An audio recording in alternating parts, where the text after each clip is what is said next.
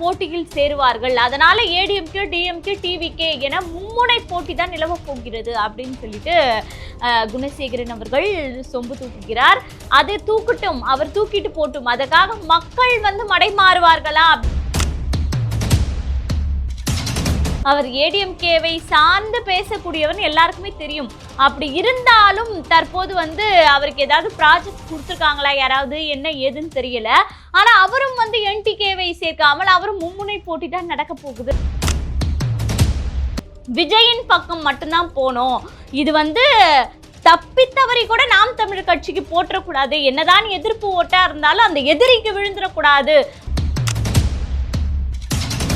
அப்ப எந்த லட்சணத்துல இந்த ஆட்சி நடந்தா சும்மா சும்மா போராட்டம் பண்றாங்க? அப்படிதானே ஒரு நீதிபதி அவர்கள் வந்து கேள்வி எழுப்பியிருக்கணும். திமுக காரர்களே திமுகவில் சேர்க்கக்கூடிய வேலைகளை பார்ப்பதெல்லாம் வந்து ஒரு அரசியல் கட்சிக்கு அழகா இல்லது இழிவா அப்படின்றத மக்களாகி நீங்கள்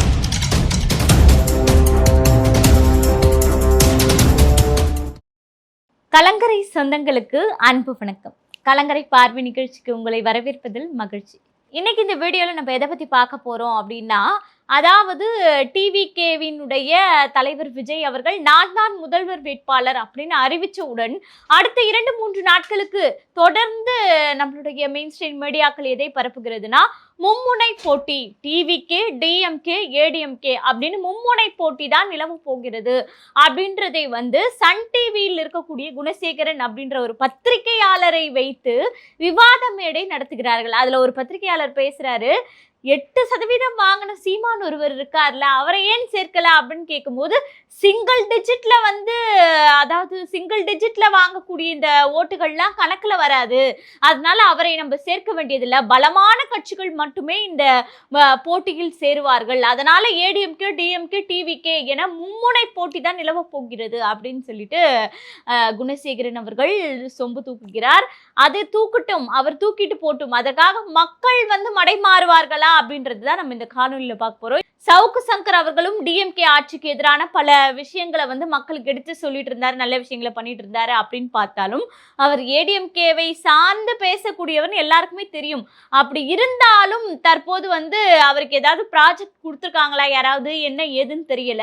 ஆனா அவரும் வந்து என்டிகேவை சேர்க்காமல் அவரும் மும்முனை போட்டி தான் நடக்க போகுது அப்படின்னு சொல்லிட்டு தற்போது வந்து பேசிட்டு இருக்காரு. அவரை லட்சக்கணக்கான பார்வையாளர்கள் பார்த்து கொண்டிருக்கிறாங்க. அப்படி ஒரு பத்திரிகையாளராக இருந்து மக்கள் மனதில் இவர் வந்து பேசினாருன்னா நல்லதுதான் மக்களுக்கு சொல்லுவாரு அப்படின்னு நம்பக்கூடிய இடத்தில் ஒரு நம்பிக்கை துரோகத்தை மக்களுக்கு செய்கிறாரா அப்படின்ற அளவுக்கு யோசிக்கக்கூடிய வகையில அவரும் பேசி இருக்கிறார். இது குறித்து நம்ம வந்து முழுமையா பார்க்க போறோம். மும்முனை போட்டி அப்படின்னு சொல்றீங்களே, எந்த விதத்துல மும்முனை போட்டி அப்படின்ற தீர்மானத்துக்கு நீங்க வரீங்க அப்படின்றது தான் வந்து நம்ம இந்த இடத்துல உத்து நோக்கக்கூடிய விஷயம். ஏன்னா 8% வாக்குகள் பெற்று ஒரு மாநில கட்சியாக அங்கீகரிக்கப்பட்ட ஒரு நாம் தமிழர் கட்சின்னு ஒரு கட்சி வந்து இருக்கிறது. கிட்டத்தட்ட 15 வருட காலமாக தங்களுடைய ஓட்டு வங்கி வந்து கொஞ்சம் கொஞ்சமாக அதிகரித்து வந்திருக்கு. டிவிகே அப்படின்றது வந்து 2 வருஷம் ஆச்சு. ஒரு கள தேர்தலையும் அவங்க சந்திக்கல. ஆனா அவங்களுக்கு 20% ஓட்டு வங்கி இருக்கு அப்படின்றதை வந்து இருக்கக்கூடிய அரசியல் விமர்சகர்கள் பேசுவதை மட்டும் வச்சுக்கொண்டு களத்திலேயே இறங்காமல், மக்களையே சந்திக்காமல், ஜூன்ல வருவேன்னு சொன்னாரு, அடுத்து ஜூலைல வந்து மக்களை பார்ப்பேன்னாரு, அப்புறம் இப்ப ஆகஸ்ட்ல வந்து பாக்குறேன்றாரு. இப்படி மக்கள் பிரச்சனைக்காக, மக்களின் நலனுக்காக போராடாத ஒரு தலைவராக இருக்கக்கூடிய விஜய்க்கு நீங்கள் 20% கொடுத்து அவர் ஒரு போட்டி என்று நீங்கள் நினைத்தால் அப்போ உங்களுடைய முடிவு என்ன அப்படின்றதுனா, அதாவது டிஎம்கேவினுடைய இந்த இடத்துல விளையாட்டு கேம் பிளே பண்ணக்கூடிய விஷயம் என்ன அப்படின்னா, இந்த மாதிரி சன் டிவி, கலைஞர் டிவி, இந்த மாதிரி டிவிகளை வைத்து டிஎம்கே, டிவிகே, ஏடிஎம்கே அவர்கள் தான் வந்து போட்டி அப்படின்னு சொல்வதற்கான காரணம் என்னன்னா, இப்ப இருக்கக்கூடிய ஆட்சியாளர்கள் திமுகவின் மீது இருக்கக்கூடிய அதிருப்திகள் எல்லாமே ஒரு ஓட்டாக மாறும், ஒரு ஓட்டு வங்கியாக நிச்சயமாக மாறும். அதை எடுக்கக்கூடியவர்கள் யாரு அப்படின்னு பாத்தீங்கன்னா ஏடிஎம்கே, அந்த கூட்டணி அப்படின்ற ஒரு முறையில தான் இருக்கும். இன்னொன்னு வந்து டிவிகே வந்து இப்போ பிரிக்க போகுது அந்த ஓட்டை அப்படின்ற மாதிரி ஒரு விஷயத்த நம்ம பார்ப்போம். அப்படி இருக்கும்போது இந்த எதிர்ப்பு ஓட்டுகள் எல்லாமே வந்து விஜயின் பக்கம் மட்டும்தான் போனோம். இது வந்து தப்பித்தவரை கூட நாம் தமிழர் கட்சிக்கு போற்றக்கூடாது, என்னதான் எதிர்ப்பு ஓட்டா இருந்தாலும் அந்த எதிரிக்கு விழுந்துடக்கூடாது அப்படின்ற ஒரே நோக்கத்தை வைத்துதான் திமுகவே வந்து டிவிகேவை வந்து ப்ரமோட் செய்து நாம் தமிழர் கட்சியை வளர விடாமல் செய்ய வேண்டும் அப்படின்ற நோக்கத்தை தான் இந்த இடத்தில் வன்மமாக கக்குகிறதா அப்படிங்கிற பார்வையில தான் இதை நம்ம பார்க்கணும். ஏன்னா இப்போ வந்து தேர்தல் கூட்டணிகள் வந்து தேடி ஓடிக்கொண்டிருக்குது ஒவ்வொரு கட்சியும். அதாவது டிஎம்கே சார்பா பார்த்தீங்கன்னா ஓரணிகள் தமிழ்நாடு அப்படின்ட்டு இவங்க செஞ்ச சாதனையெல்லாம் வீடு வீடா போய் சொல்ல போறாங்களாம். நீங்க தான் சாதிச்சிட்டீங்கல்ல, நீங்க தான் மக்களுக்கு நல்லது செஞ்சிட்டீங்கல்ல, எத்தனையோ லாக்அப் டெத்துகள், எத்தனையோ வந்து பாலியல் குற்றங்கள், எத்தனையோ பள்ளி மாணவர்களின் உயிர்கள் பறி போயிருக்கு, போதைக்கு அடிமையே இன்னைக்கு கூட சாலை விபத்துல வந்து ஒரு பள்ளி மாணவர்களின் உயிர் போச்சு. இப்படி பல விஷயங்கள் நீங்க தான் பண்ணிட்டீங்கல்ல. இவ்வளவு சாதனை செய்த அரசுக்கு மக்கள் தேடி வந்து ஓட்டு போட மாட்டாங்களா? அதற்கு எதற்கு ஓரணிகள் தமிழ்நாடு வீடு வீடாக சென்று அமைச்சர்கள் வந்து பிரச்சாரம் செஞ்சு திமுக காரர்களே திமுகவில் சேர்க்கக்கூடிய வேலைகளை பார்ப்பதெல்லாம் வந்து ஒரு அரசியல் கட்சிக்கு அழகா இல்லது இழிவா அப்படின்றத மக்களாகி நீங்கள் தான் வந்து முடிவு செய்யணும். சரி, அவங்க தான் அப்படி பண்றாங்கன்னா இவங்கள் அதாவது ஆட்சியாளர்களின் மீது இருக்கக்கூடிய எதிர்ப்புன்னு ஒன்று இருக்குல்ல, அந்த எதிர்ப்பு ஆன்டி இன்கம்சியை மட்டும் வைத்து கொண்டு நம்ம அரசியல்ல சாதிச்சிடலாம் அப்படின்னு நினைச்சிட்டு இருக்கு ஏடிஎம்கே. அவங்க என்னன்னா அவங்களும் வந்து மக்களை பார்ப்பதற்காக சுற்றுப்பயணத்தை மேற்கொள்ள வந்து இபிஎஸ் அவர்கள் முடிவு செஞ்சு இன்னையில இருந்து அந்த பயணத்தை ஆரம்பிக்கிறாரு. அப்ப நீங்க போய் என்ன பேச போறீங்க அப்படின்னு கேட்டா, ஆட்சியாளர்கள் என்ன செய்யறாங்க தப்பு, அதையெல்லாம் நாங்கள் மக்களுக்கு எடுத்து சொல்லுவோம். அதை சொல்வதற்காகத்தான் ஊடகங்கள் உண்மையை சொல்றது கிடையாது. அதனால நான் ஊடகங்களை குறிப்பிட விரும்பல. ஆனா சமூக வலைத்தளங்கள் ஆங்காங்கே என்னென்ன தெருக்கள்ல கூட என்ன நடக்குது அப்படின்ற விஷயங்கள் எல்லாம் எடுத்துரைக்குது இல்லையா? அதனுடைய வேலை உங்களுடைய வேலை கிடையாது. நீங்க நாளைக்கு மக்களுக்கு வந்து ஆட்சிக்கு வந்தா என்ன செய்ய போறீங்க, நாங்க இதை செய்வோம், இதெல்லாம் இவங்க செஞ்சாங்க ஆனா நாங்க இதை செய்ய மாட்டோம், இந்த மாதிரியான வளர்ச்சி பாதையை நோக்கி செய்வோம் அப்படின்ற திட்டப்பணிகளை சொல்லி வாக்கு சேகரிக்க வேண்டியதானே. அதற்கு திராணி இல்லாமல் இன்னைக்கு ஏடிஎம்கே மாறி இருக்கிறது. சரி, இவங்க அப்படி இருக்காங்க. டிவிகேவின் சார்பாக பாத்தீங்கன்னா நாங்க ஆகஸ்ட் 15 வந்து சுற்றுப்பயணம் மேற்கொண்டுருவோங்க. ஜூன் வந்தோம், ஜூலை வந்தோம், அதெல்லாம் நேரம் சரியில்லை, இனிமேல் ஆகஸ்ட்ல எங்களுக்கு நேரம் சரியா வந்துடும், அதனால ஆகஸ்ட் 15 நாங்கள் சுற்றுப்பயணம் மேற்கொண்டுருவோம் அப்படின்ட்டு டிவிகேவில் இருக்கக்கூடிய அல்லக்கைகள்லாம் வந்து அறிவிப்புகள் செஞ்சுட்டாங்க. இப்படியெல்லாம் இவங்க வந்து கூட்டணி இந்த மாதிரி எதிர்ப்புகள் இப்படி வைத்து அரசியல் செய்யக்கூடிய இந்த காலகட்டத்தில் சீமான் கட்சி அதாவது நாம் தமிழர் கட்சி மட்டுமே இது இன்னும் தேர்தலுக்கு 10 மாத காலங்கள் இருக்கு. ஆனா கிட்டத்தட்ட 150 வேட்பாளர்களை வந்து நியமனம் செஞ்சுட்டாங்க. அது மட்டும் இல்ல, சீமானவர்களினுடைய பர்சனல் ஆர்டர் என்னன்னா இருக்கக்கூடிய வேட்பாளர்கள் எல்லாமே களப்பணியை செய்யணும்.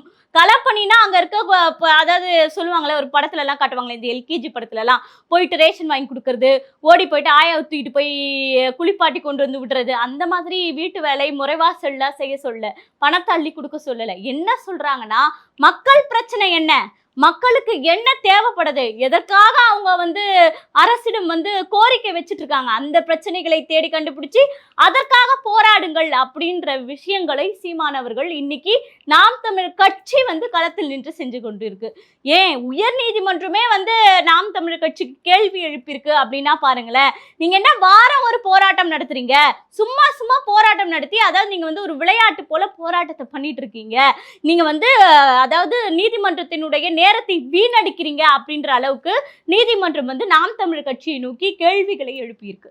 வாரம் வாரம் போராட்டம் பண்றதுன்னா நாம் தமிழர் கட்சிக்கு என்ன ஆசையா சொல்லுங்க? நடக்கக்கூடிய அதாவது மக்களுக்கு நடக்கக்கூடிய அநீதிகள், மக்களுக்கு கிடைக்க வேண்டிய நியாயங்கள், இதை பேசுவதற்கு ஆளும் கட்சியினோ எதிர்கட்சியோ தயாராக இல்லை. அப்ப அந்த மக்கள் நிற்கதியாக நிக்கிறாங்க. ஓட்டு போட்ட மக்கள் தங்களுடைய வேதனைகளோடு வலிகளோடு நிற்கதியா ரோட்ல நிக்கிறாங்க. அவங்களுக்கு அரவணைக்கக்கூடிய வகையில தான் நாம் தமிழர் கட்சி வந்து போராட்டத்தை செய்கிறது. ஒரு நாட்டில் ஜனநாயக நாட்டில் போராடணும்னா என்னுடைய விருப்பப்படி நான் போய் போராட முடியாது. அதற்கு வந்து காவல்துறையினர் அனுமதி கேட்கணும். கேட்டால் அவங்க கொடுக்க மாட்டாங்க. அடுத்த வழின்னு பார்த்தீங்கன்னா உயர் நீதிமன்றத்தை தான் நாடணும். அங்கே போனால் சும்மா சும்மா ஏன் போராட்டம் பண்ணுறீங்கன்னு கேட்குறாங்க. அப்போ எந்த லட்சணத்தில் இந்த ஆட்சி நடந்தா சும்மா சும்மா போராட்டம் பண்றாங்க அப்படிதானே ஒரு நீதிபதி அவர்கள் வந்து கேள்வி எழுப்பியிருக்கணும். எந்த அளவுக்கு கீழ்த்தனமான ஆட்சி நடந்து கொண்டு இருக்கு இந்த தமிழ்நாட்டில், அதற்காக தான் இத்தனை போராட்டங்கள் அறிவிக்கப்படுதா அப்படின்ற அளவுக்கு யோசிக்க வேண்டிய நீதிபதி சும்மா சும்மா எங்க நேரத்தை வீண் பண்ணாதீங்க அப்படின்னு பேசக்கூடிய காலகட்டத்தில் தான் நம்ம வாழ்ந்துட்டு இருக்கோம். இப்படியெல்லாம் வந்து மக்களின் பிரச்சனைகள். இன்று கூட பாத்தீங்கன்னா, அதாவது அஜித்குமாரின் மரணத்திற்காக அவருடைய வீட்டுக்கே சென்று அவங்க அம்மாவை சந்திச்சு 5 லட்ச ரூபாய் பணம் கொடுத்து இந்த நீதி கேட்டு நிக்கிதாவை கைது செய்யும் வரை நாங்கள் நீதி கேட்டு களத்தில் போராடுவோம் நாம் தமிழர் கட்சி அப்படின்னு அறிவிச்சிருந்தாங்க. ஆனா அந்த போராட்டமும் இன்னைக்கு தடை செய்யப்பட்டு நாளை மாற்றப்பட்டிருக்கு. சீமான் அவர்களே நேரில் சென்று அந்த பையனுக்கு நீதி கிடைக்கணும் அப்படின்னு களத்துல நின்று போராடுறாரு.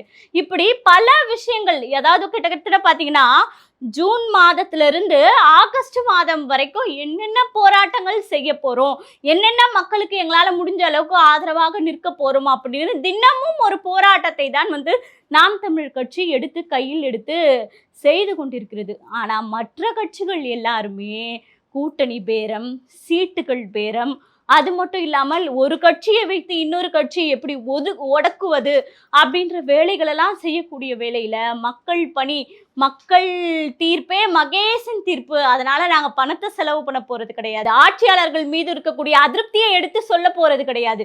எங்களுடைய வேலை என்ன, உனக்கு என்ன பிரச்சனை, மக்களாகி உங்களுக்கு என்ன பிரச்சனை, அதை நாங்க தீர்த்து வைப்பதற்கு எங்களிடம் ஆட்சி அதிகாரம் தான் இல்லை, ஆனால் போராடக்கூடிய வாய்ப்பு எங்களிடம் இருக்குல்ல, உங்களுடைய குரலாக குரலற்றவர்களின் குரலாக ஒலிக்கக்கூடிய நாம் தமிழ் கட்சியாக இருக்கும் அப்படின்றதுதான் வந்து சீமான் அவர்கள் செஞ்சு கொண்டிருக்காரு. என்னதான் ஊடகங்கள் மும்முனை போட்டி ஏடிஎம்கே டிஎம்கே டிவிகே என்று மக்களை மடைமாற்றம் செய்தாலும் களத்தில் நின்று சாதிப்பவனே தலைவன் அப்படின்றதுதான் வந்து வரலாறு. அந்த வரலாறின்படி களத்தில் நின்று மக்களோடு மக்களாக நின்று மக்கள் பணியை செய்யக்கூடிய நாம் தமிழர் கட்சியை ஊடகங்கள் புறக்கணித்தாலும் இப்ப இருக்கக்கூடிய 8% விட நிச்சயமாக வருகிற தேர்தலில் டபுள் சதவீதமாக இந்த சதவீதம் வந்து அதிகரிக்கும் அப்படின்றதை தான் வந்து ரவீந்திரன் போன்ற அரசியல் விமர்சகர்கள்லாம் சொல்லிட்டு இருக்காங்க. ஆகவே மக்களாகிய உங்களிடம்தான் இதனுடைய தீர்ப்பு இருக்கு. பொறுத்திருந்து பார்க்கலாம் களத்தில் நடக்க போவது என்ன என்று. இதே போல மற்றொரு நிகழ்ச்சியில் சந்திக்கிறேன். நன்றி, வணக்கம்.